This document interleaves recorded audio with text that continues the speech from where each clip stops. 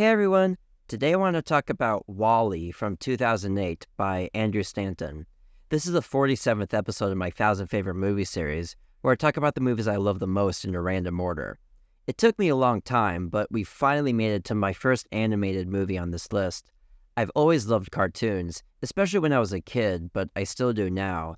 And like many in my generation, I grew up with Pixar movies. I even happen to have some video evidence of this. That's me getting a Bug's Life for Christmas. The first few were all staples in my family, and from Toy Story 2 on, we caught them in the theater, bought them when they came out on DVD, and added them to the rotation. A new Pixar movie was always like a big event in my mind. Well, I don't know why, but we didn't quite get around to seeing Cars. Ratatouille kind of underwhelmed me, at least then, but we were all excited for Wall-E. I remember so clearly seeing it in the theater with my mom and sibling, and while we enjoyed it as it played, I think we all kind of left a little underwhelmed. So much so that we didn't even buy the DVD when it came out. I more or less forgot about it soon afterwards, but after seeing it mind-blowingly make the Sight and Sound 2012 poll, I soon rediscovered it, and now it's top 3 Pixar for me. This isn't to say that my initial reluctance towards the film has completely vanished.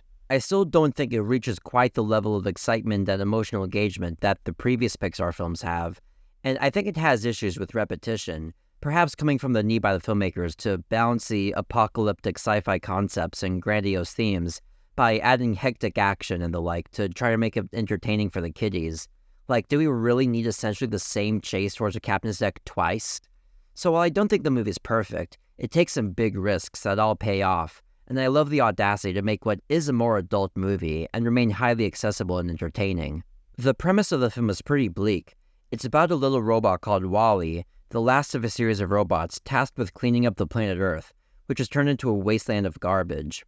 Humans have left Earth on a giant ship after it's become uninhabitable, so as far as we know, Wall-E's all that's left on the planet. Oh, and there's a cockroach, but that's it. Being a kids' movie, the movie still manages to be fairly cute, warm, and funny, even as there's seemingly no hope left, and despite Wall-E's loneliness. I love how he's able to keep himself occupied with all the interesting things he collects throughout the environment, and from the music of the Hello Dolly movie. He copes by making his own little world, which is something I can sort of relate to. I've obviously never been in a situation anywhere near Wall-E's, but the world of movies, music, and video games have always been a kind of escape for me whenever I feel lonely or bored. Anyway, soon enough he's visited by another robot from space called Eve, and after she tries to kill him for a bit, they become fast friends. Naturally, romantic feelings are felt by Wall-E, perhaps trained by Hello Dolly, so he tries his best to swoon her, and after she's put to sleep, take care of her. Everything I've just mentioned happens within the first 30 minutes of the movie, and despite it being almost wordless, an enormous amount of personality is developed between the two characters, as well as all the exposition we need to know. It's captivating, but just as everything starts to feel a little too familiar, a spaceship comes and takes Eve and Wall-E into space, and then onto the spaceship where humanity is. They go there so that they can deliver this plant, evidence that Earth can be inhabitable once more, to the captain of the ship, which will lead everyone back to Earth. For just about everyone who I've seen or read talking about this movie, the first 30 minutes are the highlight, while the rest of the movie doesn't live up to it. I don't share this view. On the contrary, if I had to pick the reason why this movie has become a favorite, it's within this second part.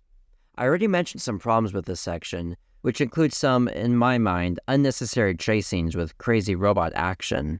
But I love the whole science fiction conceit of this section, that life has become so automated that everyone has become overweight to the point where they can't stand up, and don't try to. They're so caught up in their computers right in their faces that they don't even notice what's around them.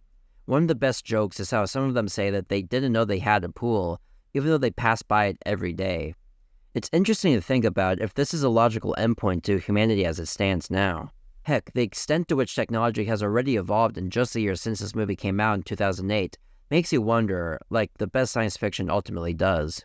I remember seeing this pretty bold vision when I saw it for the first time in the theater, and its boldness, which seems so different from Pixar's movies in the past, might have been part of the reason why I resisted this movie when I was younger, but now this very fact is what I love the most about Wall-E. The other thing I resisted was the integration of live action. I was so shocked when I saw this. One, because of course no other Pixar movie did this, and second, because it felt like it was an invasion, like it didn't belong. I thought they clashed. but now I realize that they don't. Not only because it perfectly fits the rest of the movie's audaciousness, but also because while it doesn't take that much screen time, it gives the movie a grander feeling, like it's about more than the confines of this cute kids movie. Also, if you've ever been to Disneyland or Disney World, the scenes of Fred Willard speaking to the audience about what the next steps they should take should remind you of many rides there, with a pre-recorded celebrity immersing you into the ride, which fits Disney, I suppose. Making it even bolder is that this guy is the head of the megacorporation by and large, which is basically behind every event in the movie. They polluted and wrecked Earth, they brought humanity into space with their spaceship, and they run all operations for mankind.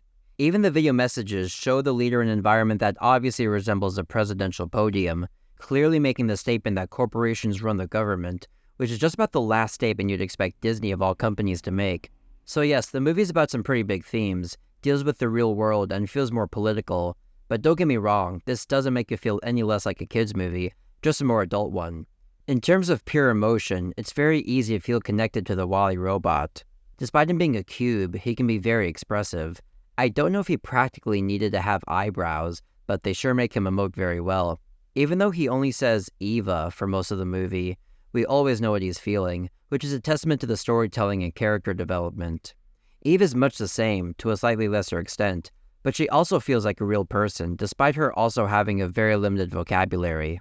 It's their connection to each other that they build that drives the drama, ironically providing the human element of the story, and is something to latch onto in the face of apocalyptic surroundings and humanity coming dangerously close to becoming robotic. And that's the one thing I love about this movie. You can pretty much take it either way. You can view it as a cute kids movie about robots falling in love and saving the world, or you can view it as a dire warning about the direction we're heading right now.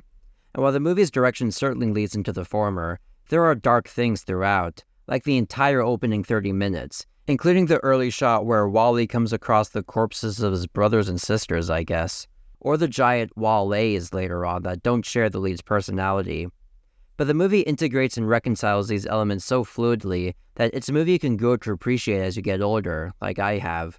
I enjoyed it on a surface level as a kid, but wasn't a fan of it until I was an adult and recognized what it was going for. Visually, I'm not going to lie and say that the movie hasn't aged a bit, as sometimes it can look a little PlayStation 3, but the art direction is wonderful. I love how visually distinct the two parts are from each other, with the brown and tan desert-like setting of the first, contrasted with the more blue and red deep colors of the second. But what stands out the most is actually the sound design, and I don't just mean the robot voices, which are perfect, or the music, but the tactile sound effects that combine with the images. I'm thinking of little actions like when WALL-E grabs Eve's hand, or when he finds her arm and yanks it when she's temporarily shut down, or when the cockroach goes under Eve's head, or when the cleaning robot cleans with his little brush and later neatly puts it into a part of WALL-E's body. Or of course a myriad of trinkets in WALL-E's collection. What's left the biggest impression for me recently are these little things that you can really feel, like you can touch everything yourself. Now for my favorite moments. Speaking of sound, I love the sequence where WALL-E stalks Eve to try to figure her out. The Louis Armstrong song really matches the vibe of the scene, although when I was a kid I thought it seemed a little out of place, because Pixar generally never used older songs like this in their movies before. It's yet another thing that adds to the feeling of boldness that this movie has. I also love another short sequence to do with another love interest, and it's one that comes unexpectedly.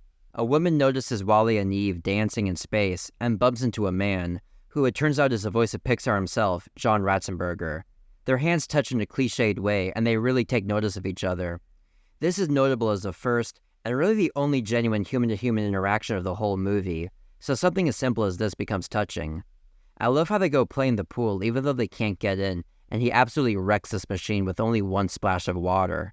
Finally, probably my favorite part of the movie is when the captain of the ship analyzes some dirt from Earth that he got off of WALL-E, and as he does, he starts to learn about the home planet.